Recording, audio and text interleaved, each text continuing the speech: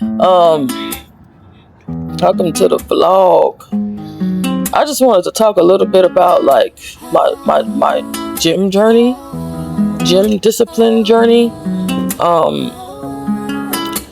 I have slight body dysmorphia, like I do, like I've recognized it.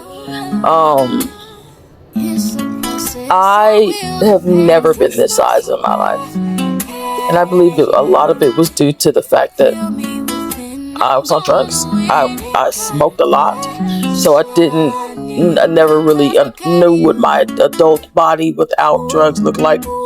So the last 3 years or 4 years, me being sober, I have gained hella weight, but I also did not eat well, or did I exercise. So that's a part of it. Eat like crap and then go to bed, and just no type of exercise at all. And I don't hate myself or think that I'm ugly. I am just not satisfied with the way my current body looks physically. So we going grocery shopping today. Not having strawberries is diabolical to me. Nah.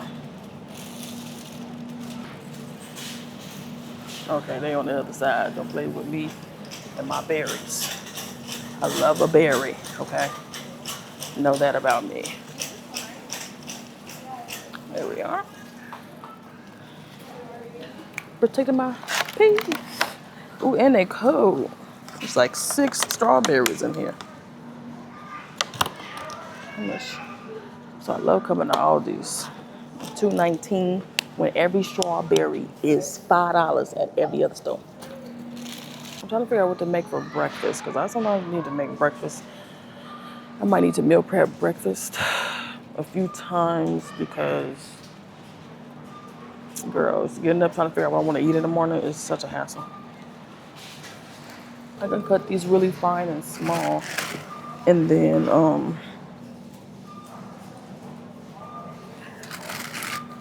cut these really fine and small. Make me like a breakfast bowl. How much are these?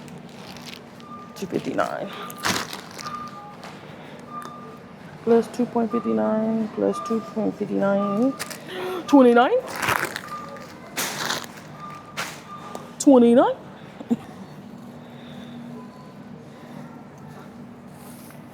29. Get some small. Yeah, that one's clearly bad. Yuck.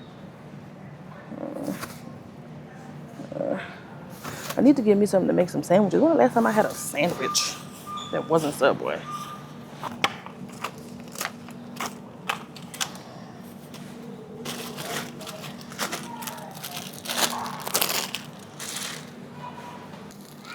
We got this fresh, $3.49. Mimosas. They got the mimosa already. He was fine, okay. There'd be some good looking menses, and he buff, and he buff, and he buff. She coming.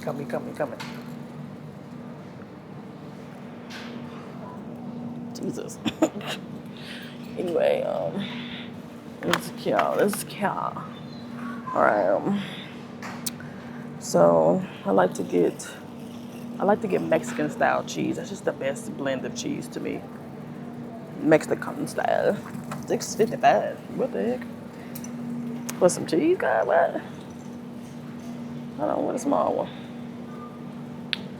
There we go. $2.79, like I signed. I love a caprese and salami. This salami? No, I like pepperoni. Ooh, this? I'm about to eat this right now. I'm hungry. What time? $2.89. Yeah.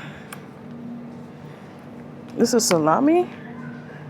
Why is it not pepperoni? I want it now. I'm gonna eat it now, y'all. Look, it's not a sin if I don't pay. If it's only a sin if I don't pay for it. I haven't left the store. I'm not gonna leave the store. I'm gonna pay for it, but I ain't ate nothing. How much is it? What's that one thing I bought last time? It had the cheese and the meat, and I made a fire sandwich. With that one dude that be on TikTok like with the lipstick. He is so funny to me. He be like singing songs and stuff. Like, where's that? They don't have it.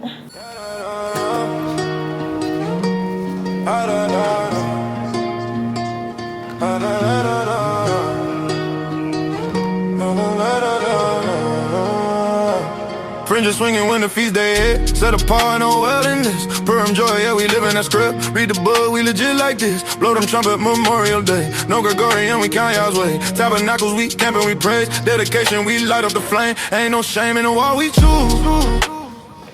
Turn up time when the moon brand new. We celebrate with the world. So,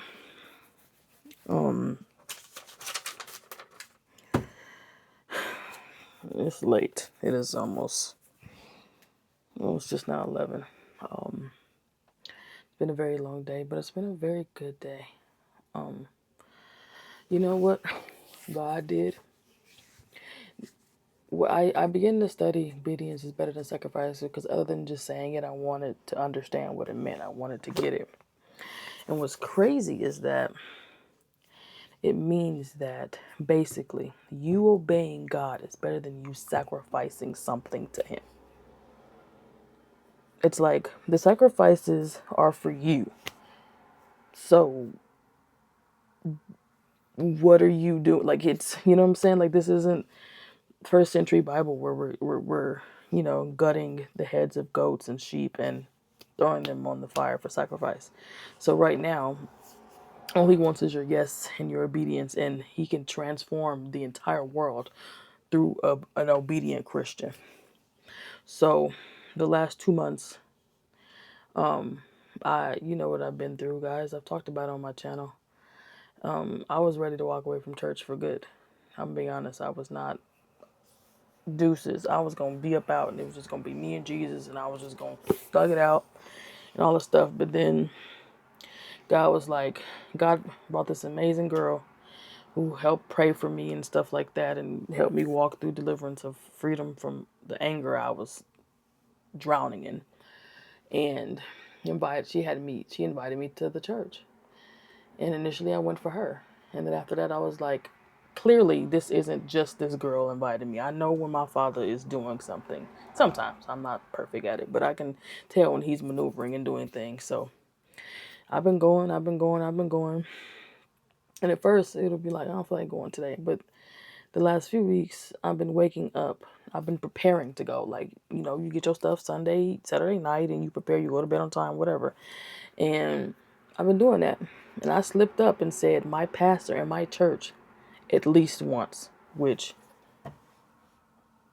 okay. So when I did that, I looked up at God. Like, I don't know about y'all, but when I want to make eye contact with God, I do. I look up and immediately I feel His presence. I feel like we locking eyes every single time. So when I was like, Lord, our church, I said, and I could have sworn if I could see Him wink at me, He winked at me and was like, I told you. I didn't know what He was doing, guys. I was just like, I'm hurting. I don't feel like joining another church. I just left a relationship. I'm still scarred. It's still traumatic to me.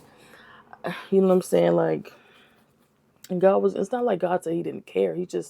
He knew that, I guess just for me, I don't know about anybody else, but I need to push past what I feel like I'm uncomfortable with, depending on what it is. Like, he'll have me in the most uncomfortable areas in my life, and He'll be like, I put you here not for comfort, of course, but for strength, for endurance, for to build character things in you.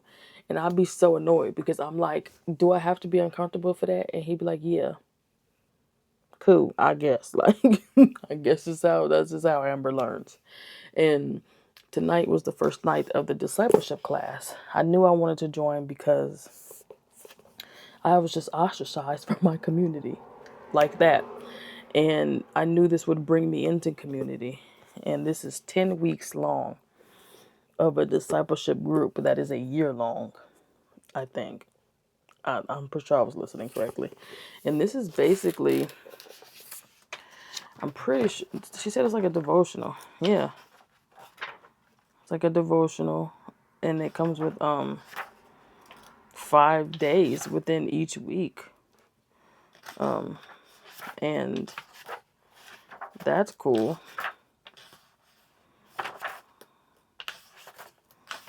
And you go day by day, day 2, day 3. And I was like, why is this only 10 weeks, but it's this thick? And you have a journal page and you have a note page and connect with God on purpose. Like, I can tell that this church is built on discipleship and community and serving. And I've never been a part of something so organized. Like, the organization and people being on staff and everything is really blowing me. Like, it surprises me so much because I'm just like, I'm not used to that. So I took the chance to step out and was obedient. And I think I found a church home. And I was hesitant with calling it that for so long because honestly, when you're rejected, you want to stay rejected. You want to egg it on. You actually want to put on the garment of rejection. You want to wear it. You want to walk in it and you want to give everybody a stiff arm because you don't want nobody near you. Everybody got to move out the way because you want to stay rejected. I get it. Been there, done that. But like Pastor Chase said tonight, a disciple of Christ is someone who follows Christ and does what he says. So if he said join a church, join a church. If he says continue to go to the church, I continue to go to the church. And he didn't explain none of these things that I'm feeling. He didn't say in a few weeks you're gonna start to feel different. Your walls are gonna start to come down. You're gonna meet new people. You're probably gonna create new friends. You're gonna join. You're gonna serve. He didn't say all that to me. He was just like, go. And eventually, all those things will eventually happen. And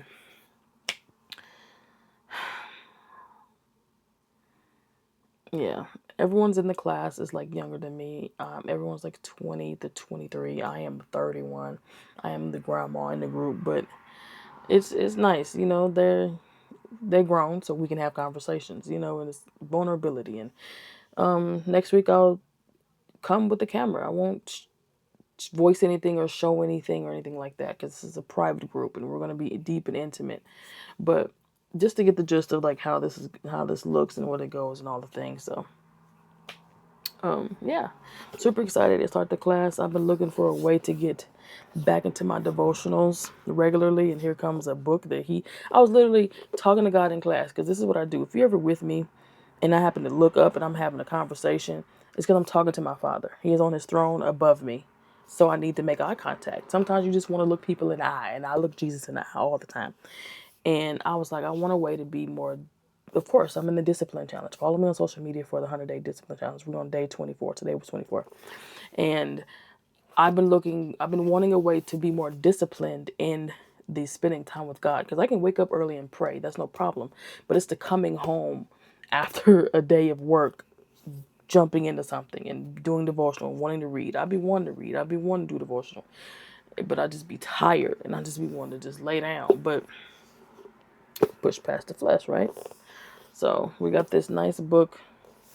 And yeah, I'm excited to take a dive with it and stuff like that. And I'm excited what God's going to do. I know he's going to do stuff. He's going to do stuff. And what's crazy is that I'll tell you next vlog.